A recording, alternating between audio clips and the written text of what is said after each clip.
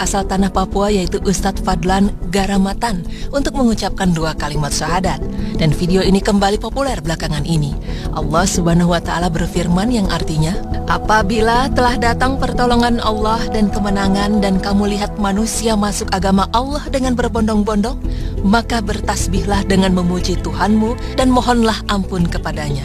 Sesungguhnya Dia adalah Maha Penerima Taubat. Quran Surah An-Nasr ayat 1 hingga 3. Ya, kejadian inilah yang dapat kita lihat dalam video berdurasi 6 menit 52 detik ini. Tampak ribuan orang Papua mengikrarkan 2 kalimat syahadat dengan dibimbing Ustadz Fadlan Garamatan. Mereka membaca 2 kalimat syahadat dalam bahasa Arab dan terjemahnya dalam bahasa Indonesia. Video ini juga menampilkan seorang kepala suku yang menyatakan diri bersama masyarakat adatnya masuk Islam dengan membaca 2 kalimat syahadat. Asyhadu an la ilaha illallah. Asyhadu an la ilaha illallah. Wa asyhadu anna Muhammadar Rasulullah. Asyhadu anna Muhammadar Rasulullah. Di bagian tengah video ini terdapat cuplikan bagaimana dakwah yang dibawa Ustadz Fadlan dengan menyadarkan penduduk asli Papua ini untuk bersuci. Mereka yang tadinya hanya menggunakan koteka dan hanya mandi 3 bulan sekali dengan menggunakan lemak babi, mulai diajarkan cara mandi yang benar, bersuci dan menggunakan sabun serta memakai pakaian. Di bagian terakhir dari video ini juga menggambarkan pemandangan yang tidak kalah mengharukan. Tampak puluhan orang Papua mengangkat kubah bersama-sama. Mereka bergotong royong untuk mendirikan masjid dan bersama-sama membawa kubah menuju puncak masjid yang mereka bangun. Dalam sebuah ceramahnya, Ustadz Fadlan menceritakan kisahnya bahwa seusai mengumpulkan ribuan anggota suku tersebut, Ustadz Fadlan dan tim da'inya mempraktekkan sholat di atas panggung yang telah mereka buat. Begitu sholat dimulai, warga suku yang sudah mandi maupun yang belum mandi berdiri dan berputar mengelilingi panggung tempat sholat tersebut. Usai sholat, kepala suku langsung loncat ke atas panggung dan bertanya kepada Ustadz Fadlan, apa yang baru saja dia lakukan bersama tim da'inya. Dengan sabar, Ustadz Fadlan menjelaskan bahwa yang mereka lakukan baru saja itu adalah sholat yang dilakukan 5 kali sehari untuk menyembah Allah Subhanahu wa Ta'ala. Begitu mendengar penjelasan tersebut, kepala suku meminta Ustadz Fadlan dan timnya turun dari panggung. Kemudian kepala suku besar naik ke atas panggung bersama 6 kepala suku lainnya untuk melakukan rapat adat membahas kehadiran Ustadz Fadlan. 1,5 jam kemudian, kepala suku berdiri di atas panggung dan berteriak kepada warganya, hari ini kita senang, hari ini kita gembira, karena anak-anak ini datang mengajarkan kita agama yang benar. Dalam rapat adat kami sepakat bahwa kita semua yang berkumpul di lapangan ini mengikuti agama yang mereka ajarkan. Mendengar penjelasan dari kepala suku, sontak Ustadz Fadlan dan tim da'inya sujud syukur dan menangis kepada Allah Subhanahu wa Ta'ala. Saat itulah sebanyak 3.712 warga pedalaman akhirnya mengucapkan kalimat syahadat dan memeluk Islam. Pemirsa, perjuangan dakwah yang dibawa Ustadz Fadlan Garamatan ini tidaklah mudah. Pengalaman mengislamkan orang non-muslim dimulainya di tahun 1980-an. Saat itu ia mengislamkan salah satu pemuka agama non-muslim bernama Alfonso. Setelah gigih berdakwah selama 3 bulan di keluarga Alfonso, akhirnya Alfonso bersama keluarganya mengucapkan syahadat. Akibatnya tanah Irian geger dan Ustadz Fadlan ditahan selama 3 bulan tanpa pengadilan. Keluar dari tahanan, Ustadz Fadlan tidak kapok dan kembali berdakwah. Ia kemudian menuju tempat bernama Kampung Gayem. Baru sampai di tempat tersebut, kepala suku langsung melempar tombak beracun ke salah satu kaki Ustadz Fadlan dan tepat mengenai betisnya. Ia pun harus masuk rumah sakit selama beberapa minggu.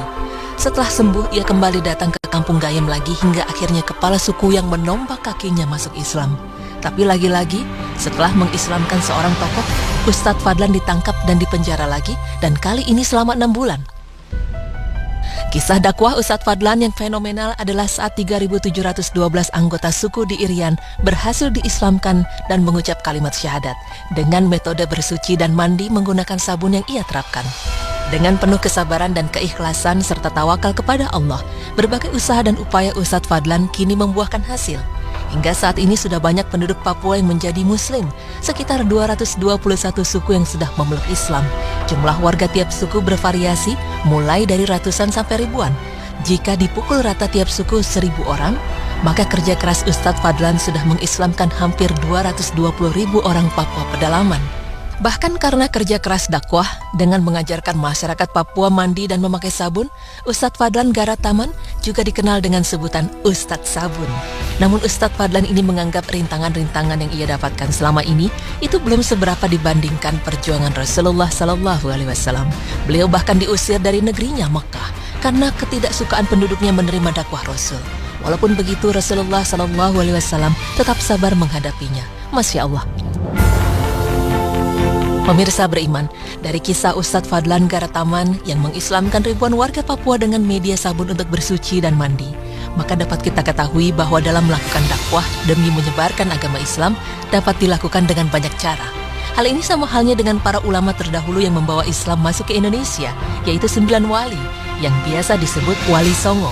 Mereka juga menyebarkan ajaran agama Islam yang dibawa Rasulullah SAW dengan banyak cara dan dengan melihat kebiasaan masyarakat Indonesia, khususnya masyarakat Jawa kala itu.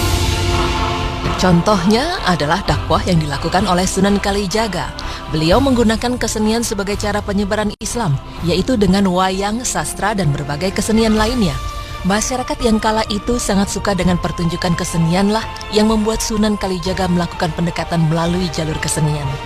Sunan Kalijaga adalah tokoh seniman wayang. Sebagian wayang masih dipetik dari cerita Mahabharata dan Ramayana. Tetapi di dalam cerita tersebut disisipkan ajaran-ajaran Islam dan nama-nama pahlawan Islam.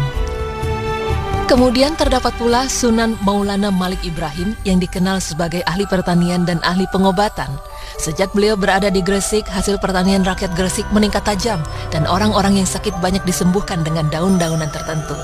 Sifatnya yang lemah lembut, belas kasih, dan ramah kepada semua orang, baik sesama muslim atau non-muslim, membuatnya terkenal sebagai tokoh masyarakat yang disegani dan dihormati. Kepribadian yang baik itulah yang menarik hati penduduk setempat hingga mereka berbondong-bondong untuk masuk agama Islam dengan sukarela.